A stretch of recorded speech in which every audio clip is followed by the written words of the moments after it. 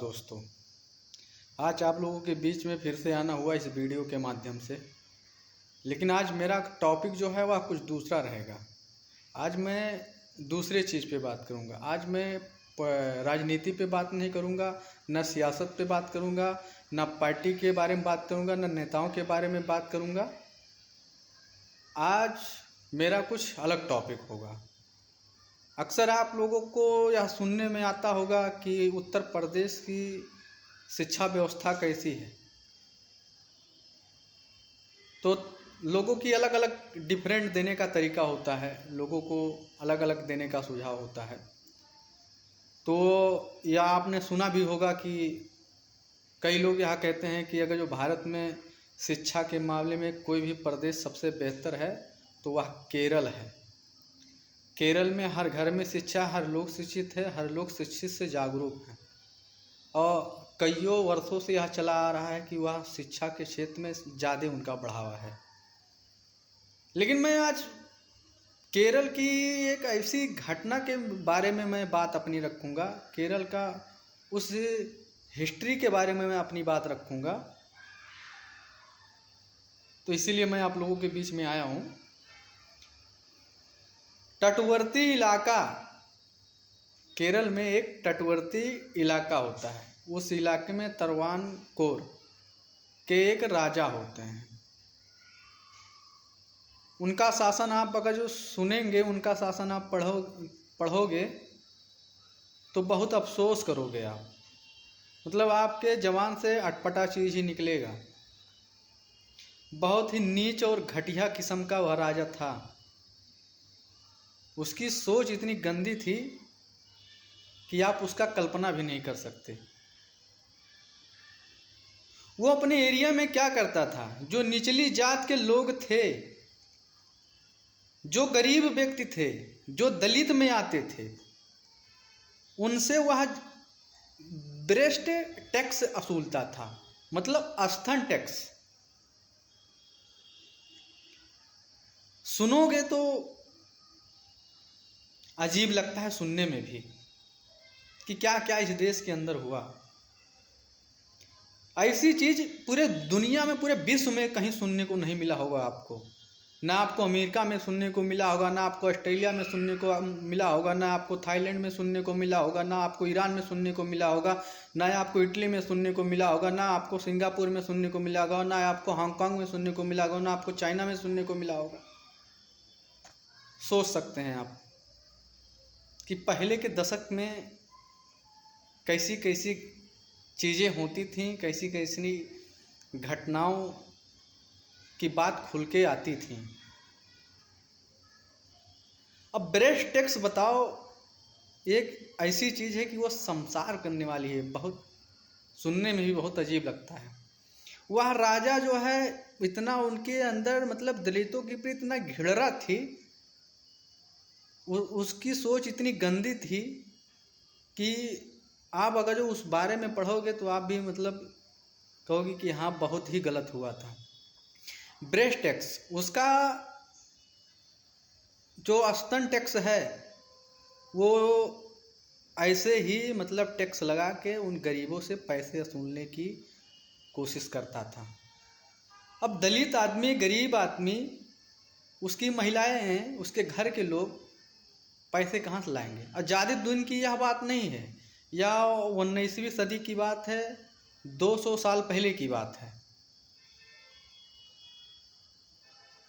और यह भी है, अब आप जानते ही हो कि दलित समाज के लोग जो हैं आज भी उनका पैर मजबूत नहीं हो पाया है।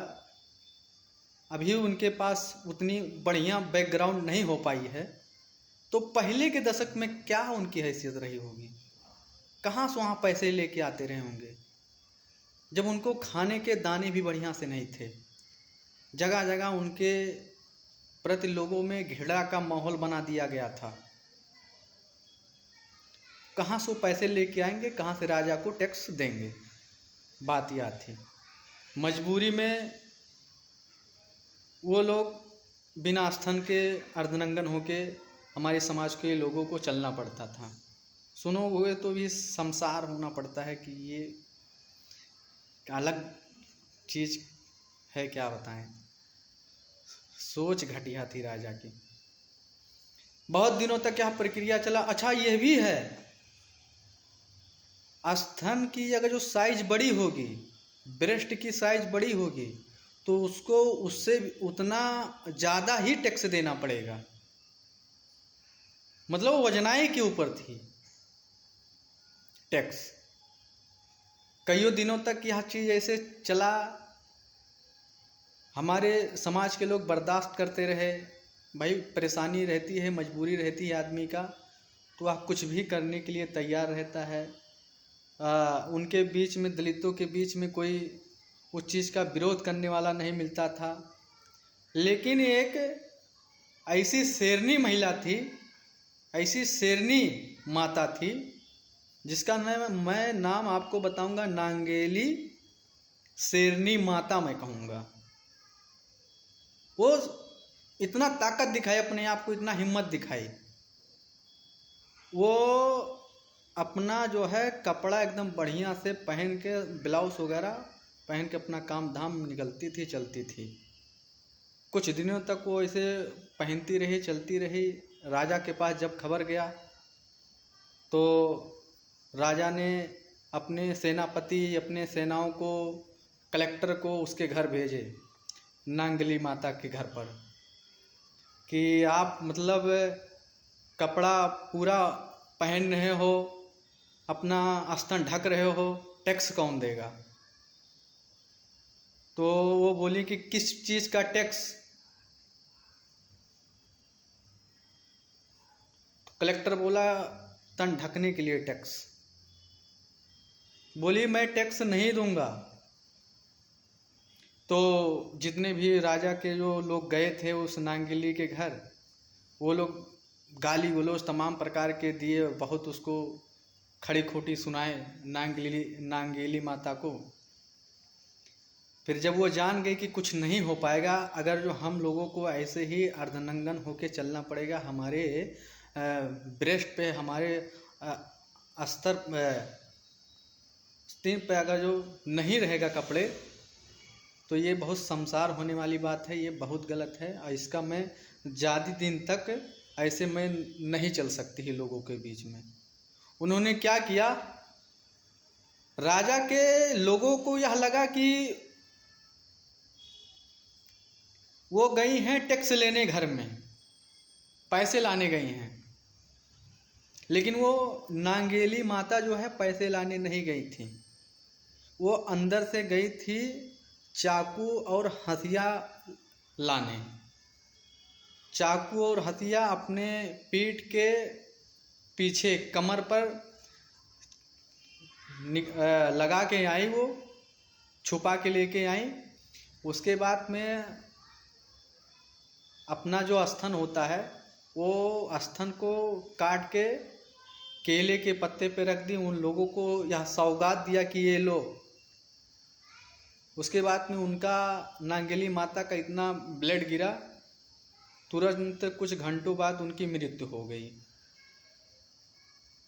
अब वो राजा के क्षेत्र में हाहाकार मच गया, विद्रोह होने लगा। हमारे समाज के लोगों के अंदर यह जागरूक आ गई कि ये जान गया है, अब इसी के बहाने इस चीज़ से हमें मुक्ति पाना है। राजा का जो शासन था, राजा का जो कोठी था, महल था, वह राजा के महल को लोग घेरने की कोशिश किए। और उसके बाद में सब डर गए कि ये लोग अब विद्रोह कर दिए हैं, अब हम लोगों का बचना मुश्किल हो जाएगा। राजा फिर फैसला लेता है, जब उसको अपनी जान की डर सताने लगी कि अब हम नहीं बच पाएंगे, तब उसको यह डर होता, तब उस चीज़ से दलितों को मुक्ति देता है कि आज से आप लोगों के लिए फ्री रहेगा, आप लोग मतलब ब्लाउज वगैरह पहने, अपना तन ढकें। तो ये कहानी थी। आप मतलब सोच सकते थे कि पहले के दशक में ऐसे भी होता था। इसीलिए कहा जाता है, हमेशा देश में हिंदुत्व की बात होती है कि भारत में जो है हिंदू की संख्या ज़्यादा है, तो कईयों समाज के जोड़ के ज़्यादा है, ऐसा नहीं है। उसमें दलितों का भी संख्या है, यह भी जोड़ा जाता है उसमें। तो हमें डॉक्टर बाबा साहब की वह कथन याद आता है। उन्होंने ऐसे ही मतलब अपना धर्म परिवर्तन नहीं किया था, ऐसे दूसरे धर्म में वो नहीं गए थे। यह सारी चीज़ वो जानते थे। ऐसा तो है नहीं कि अम्बेडकर साहब, बाबा साहब वो स्तन टेक ना जानते हों या उस महिला को ना जानती हों। पीछ पीछे झाड़ू आगे हाड़ी, यह भी था। बहुत सारा चीज़ मतलब वह जानकारी लेके बाबा साहब तब यह कहे अपने आप को कि मैं हिंदू धर्म में पैदा हुआ, यह मेरी मजबूरी समझे या कुछ भी समझे, लेकिन मैं हिंदू धर्म में मरूं, यह मैं अपने आप को स्वीकार नहीं कर सकता।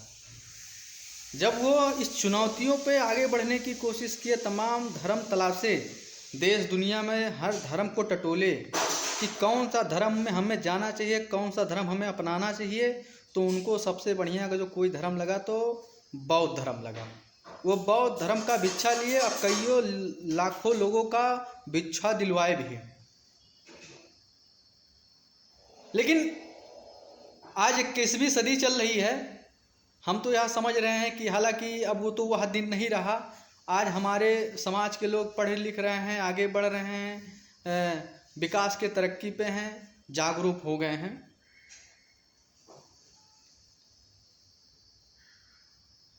तो बहुत कुछ बदला है, लेकिन आज भी मैं यह समझता हूँ कि लोगों की मानसिकता वही है, बहुत लोगों की।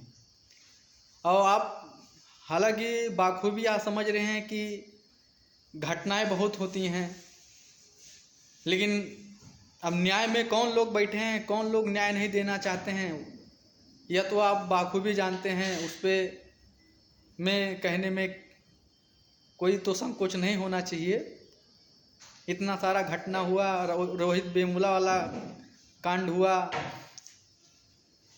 वो गोधरा वाला जो था ही, जो 5 दलितों को ऊना में खाली वो लोग अपना खाली अंडरवियर खाली पहने थे और जेसीबी में बात कर उनको पीट रहे थे, वह भी कांड हुआ। हाथरस में कांड हुआ ही है। तमाम हम भी कांड देखे हैं, लेकिन क्या करोगे, जब तरक्की अपनी करनी है, अपनों को आगे बढ़ाना है, हमारे समाज आगे बढ़ें, तो बहुत कुछ झेलना पड़ता है, तब जाके मुकाम हासिल हो पाती है।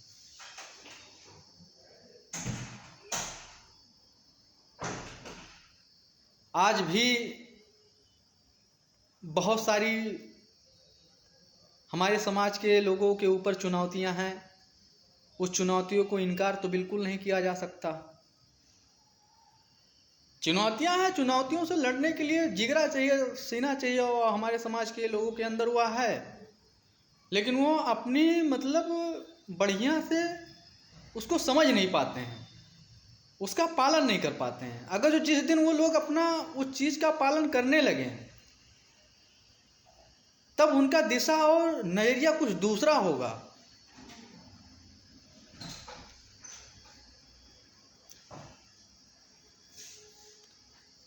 तो मैं यह समझता हूं कि अगर जो कोई भी लोग बहुत बहुत बातें अपने इतिहास की गिनाते हैं कि जाके अपने आजा बाबा पुरखों से पूछो कि हमारा इतिहास क्या रहा। अरे भैया, काहे हमें अपना इतिहास बता रहे हो? हम सबकी इतिहास पढ़े हैं, सबकी इतिहास जानते हैं, उस पर हम नहीं जाएंगे, ना उस पर हम बात रखेंगे।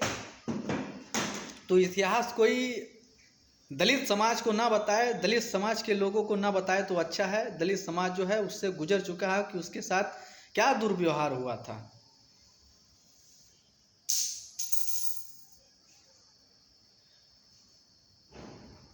लेकिन जो आजकल की